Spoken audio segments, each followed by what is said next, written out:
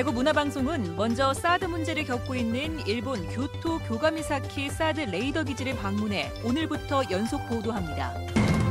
지난 15일 국무총리가 성주를 방문했다가 빠져나가는 과정에 일가족 5명이 탄 승용차와 교통사고가 났습니다. 뺑소니냐, 공무집행 방해냐를 두고 논란이 커지고 있습니다. 대구시의회가 시정 질문을 했습니다. 신공항 유치 실패를 집중 거론했습니다. 보험 상품에 가입했다가 낭패 보는 경우가 많은데 보험 민원이 해마다 늘고 있습니다. 여러분 안녕하십니까? 대구 경북 소식 전해드립니다.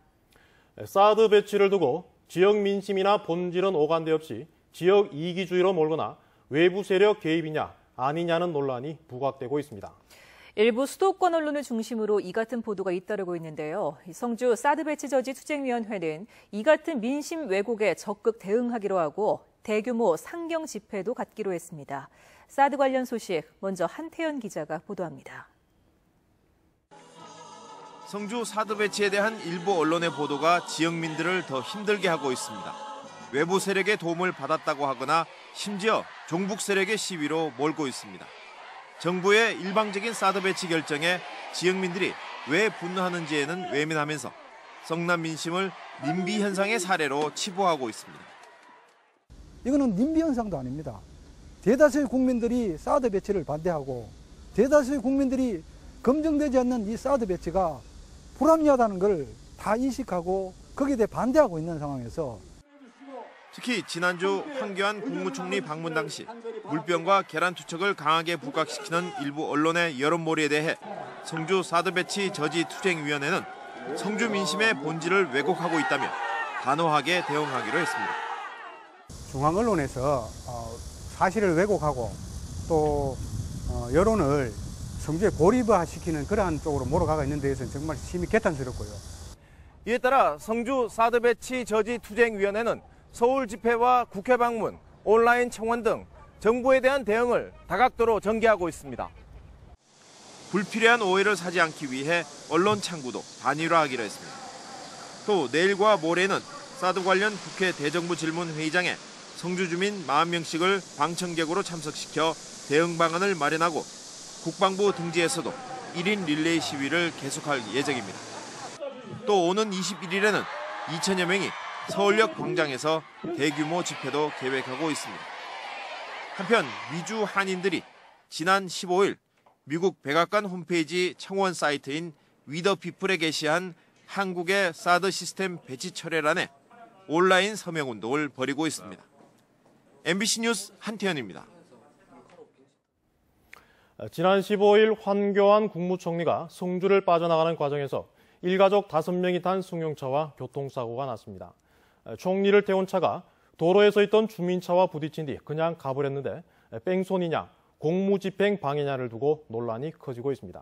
도성진 기자가 취재했습니다. 대를 이어 성주에 살고 있는 이민수 씨. 지난 15일 성주를 방문한 국무총리 일행에게 성주에 계속 살고 싶다는 뜻을 전하기 위해 일가족이 탄 승용차를 성산포대 진입로에 세우고 기다렸습니다. 오후 6시 10분쯤 순찰차가 나타나자 길을 터준 뒤 다시 길을 막고 있었는데 경찰이 갑자기 차에 접근해 발과 해머로 유리창을 부쉈습니다. 하지 마요. 대체 어떻게 된 일이냐? 10살 딸과 7살 아들 쌍둥이 등 3명의 자녀와 아내가 타고 있다는 하소연도 통하지 않았다고 이 씨는 주장합니다. 애들 타고 있다고 하지 말라고 와이프랑 저랑 그렇게 감을 질렀는데도 경찰들은 그거를 무시했어요. 유리창 발로 찼고 애들 타고 있는 뒷좌석까지 발로 찼어요. 애들은 놀래서. 곧바로 황 총리를 태운 흰색 승용차가 이 씨 차의 뒷부분과 부딪힌 뒤 빠져나갔는데 경북경찰청 소속 경찰이 운전한 개인 승용차였습니다. 제가 서 있었기 때문에 박아서 돌아서 이는 방향이 나오는 거지. 어떻게 부모로서 애들 타고 있는 뒷좌석을 밖에 하려고 뒤로 밀겠어요, 어느 부모가. 이에 대해 경찰은 차에 아이들이 있는지 몰랐다고 해명했습니다. 오히려 이 씨가 도로를 막은 뒤 후진해 총리가 탄 승용차를 들이받았다며 공무집행 방해 혐의로 조사할 예정입니다. 총리 탑승 차량을 고의로 했기 때문에 법적으로 공무집행 방해 내지 일반교통 방해죄가 먼저 성립을 할 가능성이 있고 뺑소니 혐의 자체가 인정될 여지는 전혀 없다고 판단됩니다. 이번 사건에 대해 성주 사드 배치 저지 투쟁위는 뺑소니 피해자가 가해자로 둔갑된 사건이라며 투쟁위 차원에서 대응하겠다는 방침이고 경찰은 원칙에 따라 처벌한다는 방침이어서 앞으로 논란은 계속될 것으로 보입니다. MBC 뉴스 도성진입니다.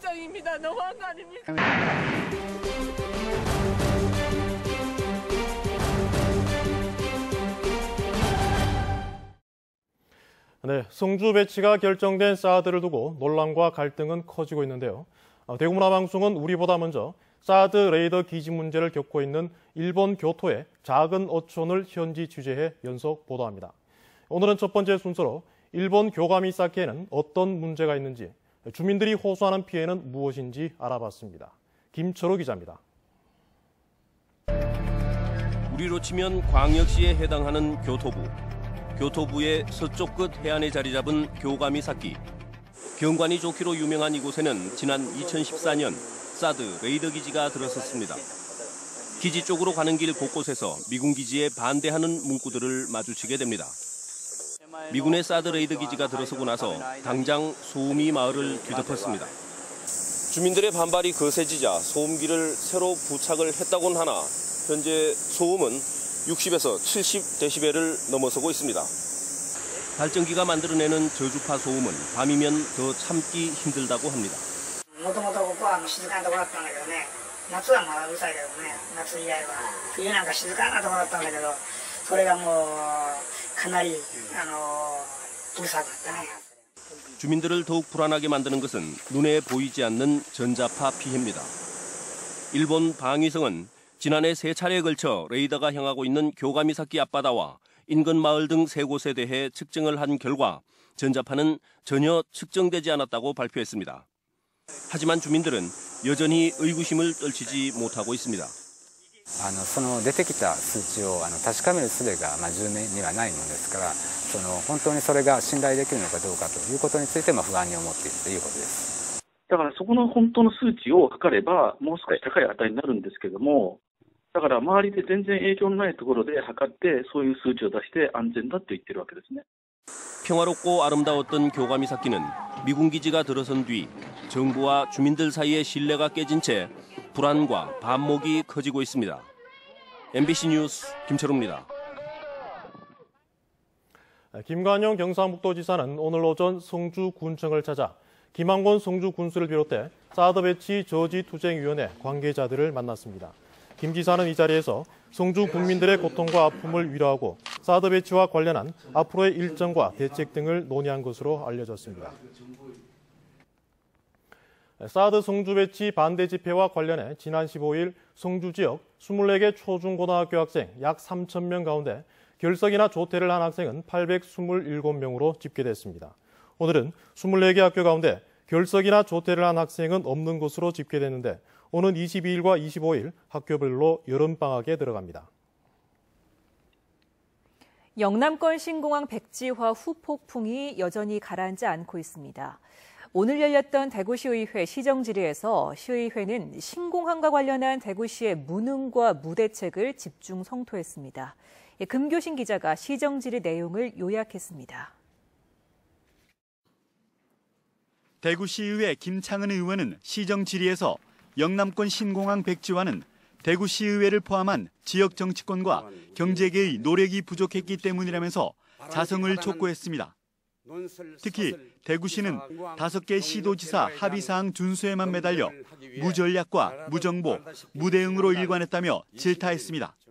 정말로 유치하고자 하는 의혹이 있는지조차 의심하지 않을 수 없습니다. 부산과 사를 건 유치전을 버리면서 어떻게 이렇게 무능하고 무대응으로 일관해 올 수가 있단 말입니까? 또 신공항 용역 결과에 대해 효력 정지 가처분 등 법적 조치를 촉구하는 한편 임기가 1년 반밖에 남지 않은 박근혜 정부의 대구공항 통합 이전 방안은 믿을 수 없다며 대구시가 대책을 마련할 것을 주문했습니다.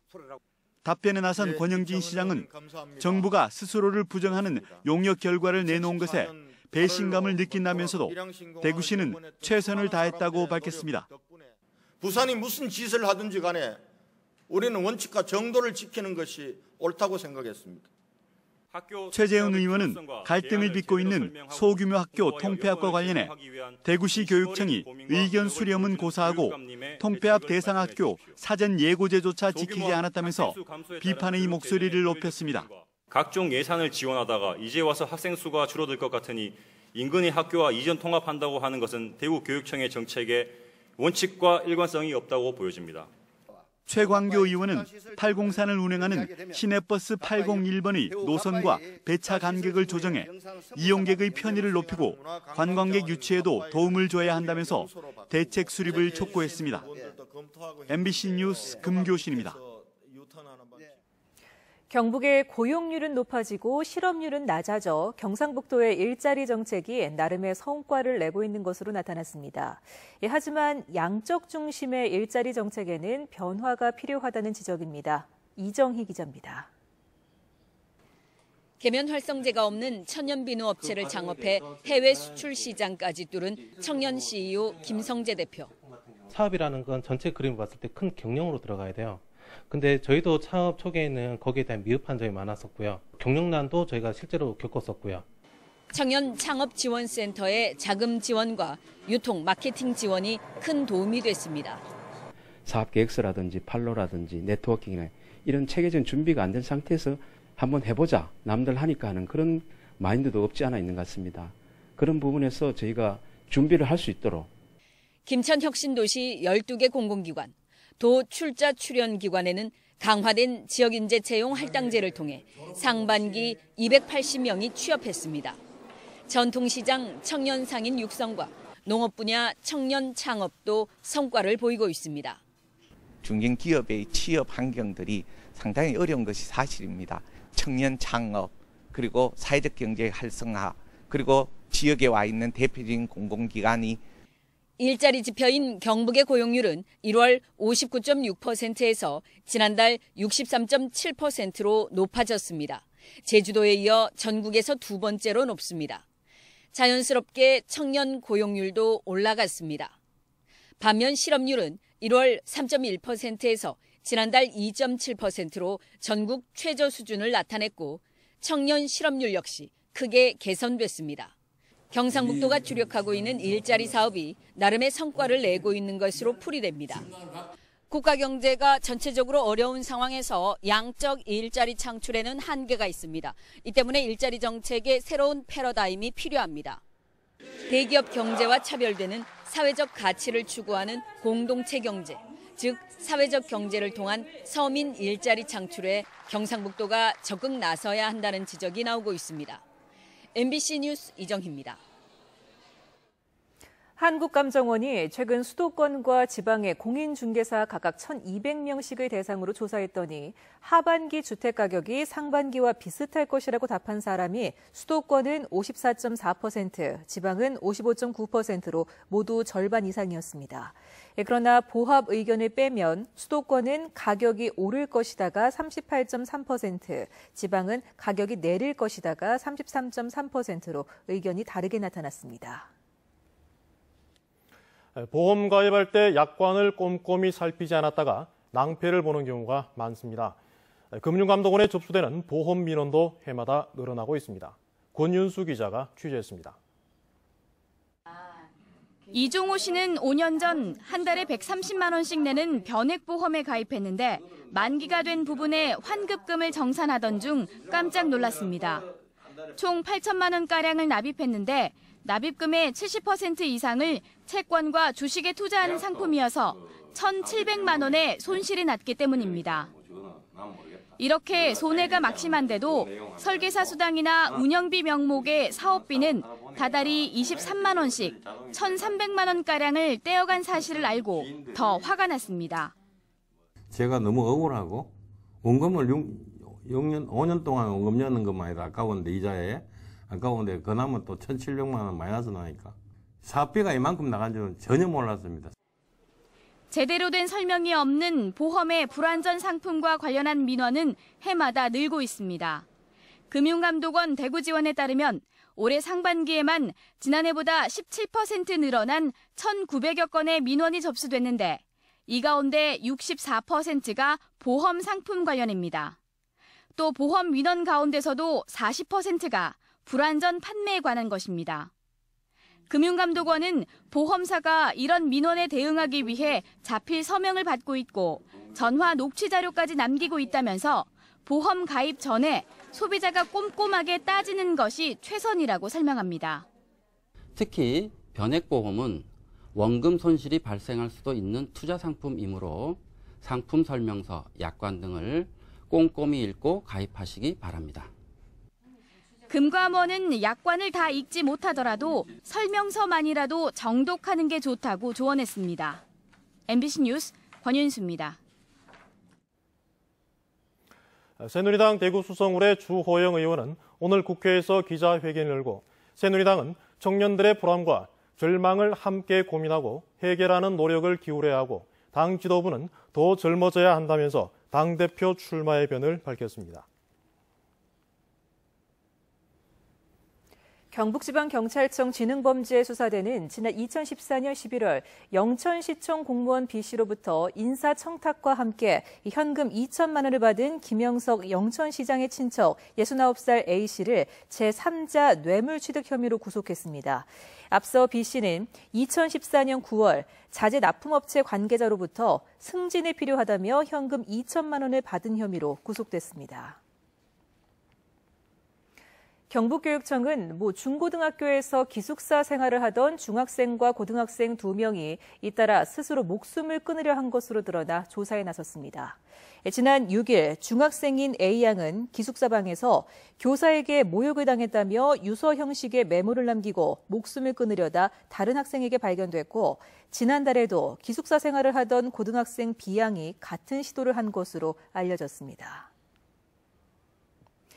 대구 도시철도공사가 지난 1일 지하철 2호선 계명대역에서 발을 헛디뎌 선로에 빠진 1급 시각장애인을 신속히 구조한 51살 이종태 씨에게 감사장과 포상금을 전달했습니다.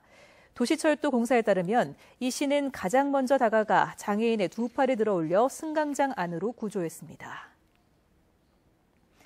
대구 안전생활실천 시민연합이 대구 지역 어린이 보호구역 760여 곳 가운데 80곳의 관리 상태를 조사한 결과 보호구역 표지판이 없는 곳이 3곳, 가로수 등에 가려 알아볼 수 없는 곳이 24곳이나 됐습니다. 대구 영북 소식이었습니다.